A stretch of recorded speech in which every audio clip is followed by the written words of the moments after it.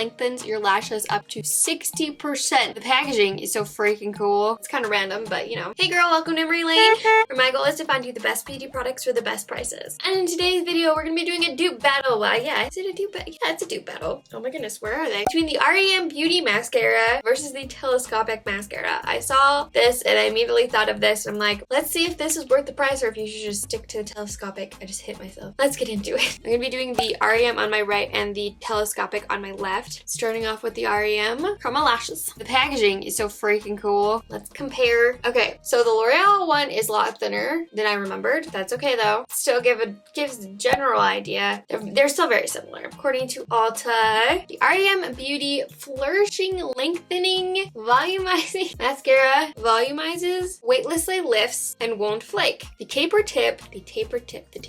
Okay. Every single lash, even the hard to reach ones. Lengthening, nourishing, easily removable, sustainable packaging, and then it goes into like the statistics.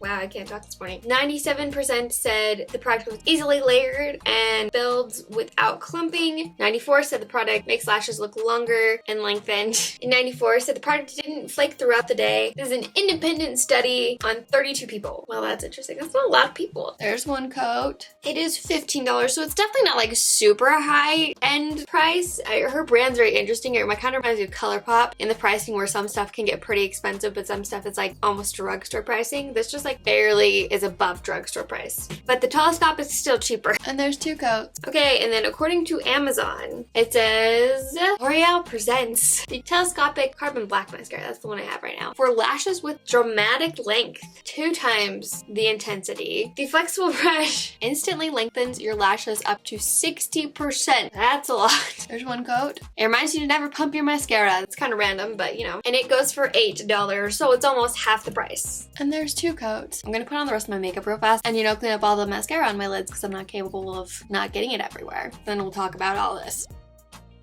It is currently 11:30. Look at me doing it before 12. Okay, this is what the mascara looks like. You know, the rest of my makeup, not that that makes a difference, but okay, I feel like the r.e.m is slightly, like just slightly more voluminous, and then the Telescopic is slightly more lengthening. Like there's barely any difference at all in my opinion. They're very similar. The only thing I would say that's different is the r.e.m one is a lot more dry. Not necessarily too dry. It's not like the Maybelline Colossal Mascara. That's like desert dry, but it is more dry than the Telescopic and noticeably more dry than a normal mascara. If a dry formula bugs you, this is probably not for you. But besides that, they apply very similar. They're like wearing very similar right now. We'll see what happens. My question is, will it transfer onto lids? Because especially lengthening mascaras will always transfer like right here on me and it's so annoying. Side note, I'll link the eyeshadow that I'm wearing in the description box because every single time I wear it in a video, at least one person asks about it, so I'll link it. I'll link everything in the description box, just FYI, but especially the eyeshadow. But now that we have everything all in place already, I'm gonna go about my day. I'll do a check-in halfway throughout the day in natural lighting so you can see what's really happening. I didn't apply powder to my lids to try to prevent any transfer. So if it's gonna transfer, it'll transfer on me. Trust me. Even mascaras that don't transfer on most people transfer on me. I think it's because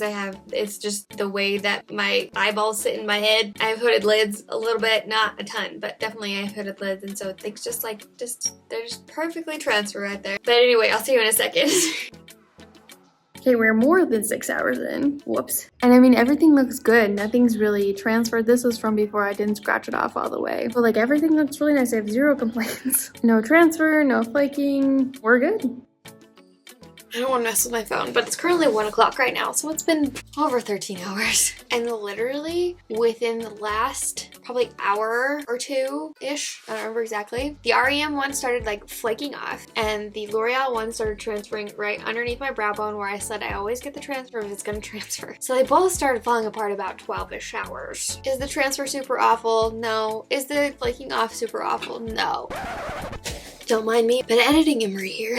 And I want to talk about a little bit more information that I've gotten on the mascara since I tried it out. So I've been doing this really cool series on TikTok called Ad versus Reality, where I test out different mascaras and compare my results to the ad results. It's been super fun. You can go check it out in the description. I'll link it. But I looked at the before and after pictures for the mascara, and it literally looks like they just did one swipe real fast. Not even one coat, just one swipe. And first of all, I didn't know those kind of people existed that just did one swipe, but apparently they do. If you're one of those people, you know, good for you, not judging, just didn't know that that was a thing. And two, it makes me think that the idea of like the no flaking off had to do more with them not really putting that much mascara on the lashes versus like the actual formula. That's just my thoughts I wanted to add on to it now that I realize the situation they did with the before and after pictures. Anyway, back to my final thoughts. When I was recording the check-in, I actually kind of liked the r.e.m side slightly better, but I normally don't have an issue with mascara flaking off, and so that really surprised me when it started happening. Now it's not too awful. I've kind of, without thinking, brushed off a lot of it. It's not the worst transfer. I can just wipe it off and then it's gone. So they both have their flaws. Do you need to spend the extra money on this one if you're like trying to stay on budget? No, this one is close enough that you will do just fine. If you want to spend $7 or $8 on your mascara, you don't want to spend more than that, just get this. If you've been wanting to try it, you like the look of Telescopic, but you want a little bit more volume, try this. It's good. It's good, and hopefully it won't flake on you like it did on me.